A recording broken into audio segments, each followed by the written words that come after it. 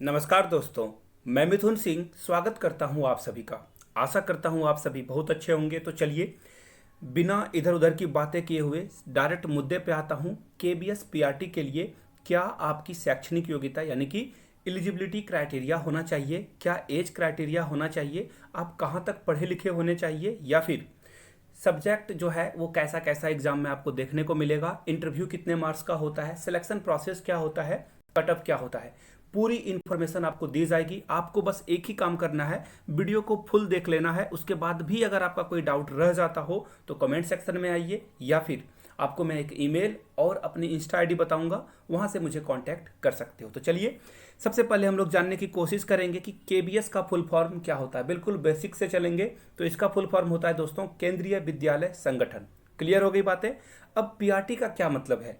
PRT का मतलब होता है प्राइमरी टीचर, यानी कि जो क्लास 1 to 5 के बच्चों को पढ़ाएगा, जो टीचर है उसे बोलते हैं पीआरटी टीचर। क्लियर हो गई बातें, आगे बढ़ते हैं।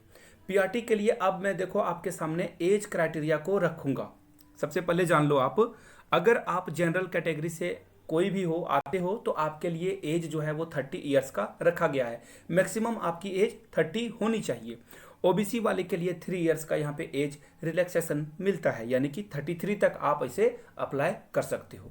अब SC ST वाले के लिए 5 इयर्स का एज रिलैक्सेशन मिलेगा। जो भी लोग SC ST कैटेगरी से आते हैं उन्हें 35 इयर्स तक फॉर्म भरने के लिए अलाउ किया जाएगा। लेकिन अगर आप महिला हो, अब महिला के लिए जो है एज है वो है 40 इयर्स, यानी कि 40 साल तक अगर आपकी उम्र है तो आप अप्लाई कर सकते हो। अब यहाँ से देख सकते हो एक चीज, आपके मन में एक सवाल आ रहा होगा कि जो महिलाएं ओबीसी से है उनका क्या होगा। तो मैं बता दूं, आपका जो एज है वो पहले 40 तक है और 3 इयर्स आपका मिलेगा आपके कैटेगरी का, यानी कि 43 इयर्स तक आप अप्लाई कर सकते हो। अब इसी तरह से जब आप आते हो SC ST अगर कोई महिला है तो उनके लिए 35 सॉरी पहले तो 40 होगा, 40 + 5 यानी कि 45 इयर्स तक आप इसे अप्लाई कर सकते हो। यानी कि कोई मसला है ही नहीं एज का। अगर आपकी कैटेगरी SC ST है तो आप इत्मीनान से फॉर्म भर सकते हो और जॉब ले सकते हो। आगे बढ़ते हैं, अब एलिजिबिलिटी की बात करते हैं, यानी कि शैक्षणिक योग्यता की बात करते हैं। सबसे पहले किन किन क्लासों को आपको पास करना है वो देख लो आप। अगर आपने 12th पास कर लिया है, अगर आपकी जो आपने आईए किया हो या आईएससी किया है या फिर आईकॉम किया है, कॉमर्स से आपने जो है इंटरमीडिएट किया है, तो भी आप अप्लाई कर सकते हो। तो चलिए यहाँ से देख लो आप, जेबीटी, डीएलएड, बीटीसी, डीएड, यानी कि 2 इयर्स का कोई भी नाम से जाना जाने वाला अगर वो डिप्लोमा है, अगर आपने किया है तो आप एलिजिबल हो जाओगे। सिर्फ 12th में आपको याद रखना है 50% और आपने जो डिप्लोमा किया है उसमें 50% होना जरूरी है। क्लियर हो गई बातें। अब एक और बात याद रखना, यहाँ पे मैं 4 इयर्स का जो है इंटीग्रेटेड कोर्स को यहाँ शामिल नहीं किया हूँ, लेकिन वो लोग भी एलिजिबल हैं, यानी कि जिन्होंने बीए प्लस बीएड साथ में किया है 4 इयर्स का इंटीग्रेटेड कोर्स, वो भी एलिजिबल हो जाएंगे। आगे बढ़ते हैं ग्रेजुएशन के लिए। जिन लोगों ने ग्रेजुएशन किया है, बीए, बीएससी या फिर बीकॉम किया है और बाद में उन्होंने बीएड किया है और 50% मार्क्स के साथ बीएड और ग्रेजुएशन में भी 50% मार्क्स उन्होंने लाया है, तो वो एलिजिबल हो जाएंगे। आगे बढ़ते हैं, एक और जो क्राइटेरिया है ये दोनों के अलावा, वो है सीटेट का पेपर 1। जी हाँ, पेपर 1 याद रखना आप। अगर आपने पेपर 1 क्लियर कर लिया है, अब देखो पेपर 1 क्लियर करने का क्या मतलब, जनरल वाले ने अगर 90 मार्क्स ले आए हैं तो वो एलिजिबल हो जाएंगे, और जो SC ST OBC से हैं उन्हें 82 लाना होगा। अब देख लो, बहुत सारे लोगों के मन में ये डाउट रहता है कि किसी ने 120 लाए हैं सीटेट में, तो क्या उन्हें यहाँ पे बेनिफिट मिलेगा? तो बिल्कुल नहीं मिलेगा। आप 90 लाओ या 120 लाओ या 130 लाओ, कोई फर्क नहीं पड़ता है, सारे एक बराबर माने जाएंगे। यानी कि सिर्फ ये जो है सीटेट का, ये सिर्फ क्वालिफाई जो लोग हैं वो यहाँ पे बैठ सकते हैं, और इसकी जो कोई भी एक्स्ट्रा वेटेज नहीं मिलती है। क्लियर हो गई बातें, आगे बढ़ते हैं। अब देखो मार्क डिस्ट्रीब्यूशन कैसा होता है एग्जाम का। तो सबसे पहले आप समझ लो, एग्जाम जो होता है वो 2 पार्ट में होता है। यानी कि अगर हम लोग बोलें कि एक रिटन एग्जाम जो 150 नंबर का होगा, 150 का, वो अलग पार्ट, और इंटरव्यू अलग पार्ट।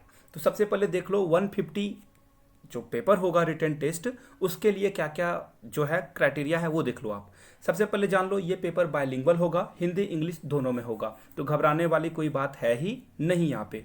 आगे देख लो, नो नेगेटिव मार्किंग, यानी कि आपको जो है 150 मार्क्स को जो है सॉल्व करना है। इससे कम एक भी क्वेश्चन आपको छोड़ करके नहीं आना है, आपको सारे प्रश्न जो है बनाने होंगे।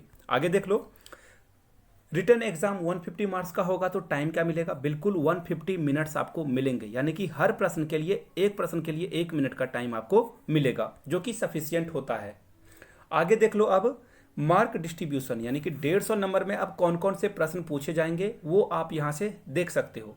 तो देखो, पार्ट 1 और पार्ट 2 में 150 नंबर को हम लोग बांट सकते हैं, और पहले पार्ट में लैंग्वेज का पेपर होता है, यानी कि हिंदी और इंग्लिश 10-10 नंबर का पूछा जाएगा। अब जब पेपर यानी कि पार्ट 2 की ओर आओगे तो देखो, मैं फिर से इसे अच्छे से बनाता हूं ताकि आप समझ पाओ। देखो, जीके, जीएस और यहाँ पे देख सकते हो रीजनिंग, कंप्यूटर, पेडागोजी और सब्जेक्ट कंसर्निंग, ये यहाँ पे सारा पूछा जाएगा। देखो, सिलेबस की वीडियो मैं कल अपलोड कर दूंगा, आप लोग चैनल को सब्सक्राइब कर लो और बेल आइकन जरूर दबा दें ताकि आपको वीडियो की इन्फॉर्मेशन मिल सके। नीचे कमेंट सेक्शन में टेलीग्राम चैनल का लिंक होगा, वहाँ से जुड़ जाएं ताकि आपको सारी PDF वगैरह फ्री में मिलते रहे। ये बातें क्लियर हो गई, आगे बढ़ते हैं।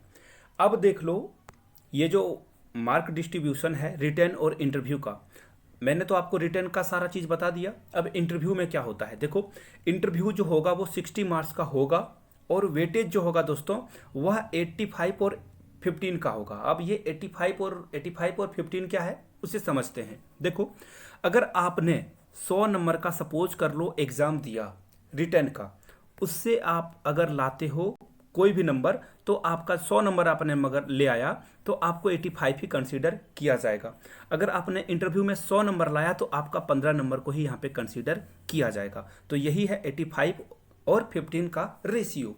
आगे बढ़ते हैं। अब देखो, कट ऑफ वाली बात, बिल्कुल मैं आपको बता दूं, कोई भी अगर बोलता है कि कट ऑफ ये होता है वो होता है तो वो आपको बेवकूफ़ बना रहा है। बिल्कुल डोंट बी ए फूल, फूल आपको नहीं बनना है, बिल्कुल इंटेलिजेंट बनो आपको। देखो, पेपर के अकॉर्डिंग कट ऑफ जाती है। अगर पेपर इजी हुआ तो कट ऑफ हाई जाएगी, अगर पेपर खराब हुआ यानी कि बहुत इजी हो गया तो क्या होगा, कट ऑफ जो है, सॉरी, अगर पेपर हार्ड हो गया तो कट ऑफ जाएगी लो। तो यहाँ से आप समझ सकते हो ऐसे। लेकिन अभी तक के जितने भी एग्जाम को अगर एक ट्रेंड को फॉलो किया जाए तो आप 110 और 120 के बीच में क्या हो, सिक्योर हो, आपकी जॉब कोई नहीं ले सकता है। लेकिन आपको इंटरव्यू में भी अच्छा प्रदर्शन करना होगा, आपकी परफॉर्मेंस वहाँ पे भी अच्छी होनी चाहिए। आगे बढ़ते हैं। अगर आपका कोई भी डाउट रह गया हो अभी भी सारी चीज़ों को बताने के बावजूद, तो यहाँ से आप मेरी ईमेल आईडी देख सकते हो, चाहो तो मुझे ईमेल करके भी क्वेश्चन पूछ सकते हो। यहाँ से चाहो तो इंस्टाग्राम पे भी मुझे फॉलो कर लो @imithunsingh पे। अगर ट्विटर पे हो तो ट्विटर पे भी सेम हैंडल से मेरी आईडी है, वहाँ पे भी मुझे आप क्या कर सकते हो, फॉलो कर सकते हो। कोई भी डाउट हो तो यहाँ आप मुझसे पूछ सकते हो। ये वीडियो कैसी लगी जरूर बताएं कमेंट सेक्शन में। इस वीडियो को एक हिट लाइक जरूर दें, अपने दोस्तों तक शेयर जरूर करें। Thank you so much. और कमेंट में जय हिंद जरूर लिखें, तब मुझे पता चलेगा कितने लोगों ने वीडियो को अंत तक देखा। Thank you so much. इसी तरह खुश रहें, मुस्कुराते रहें और आगे बढ़ते रहें। Thank you.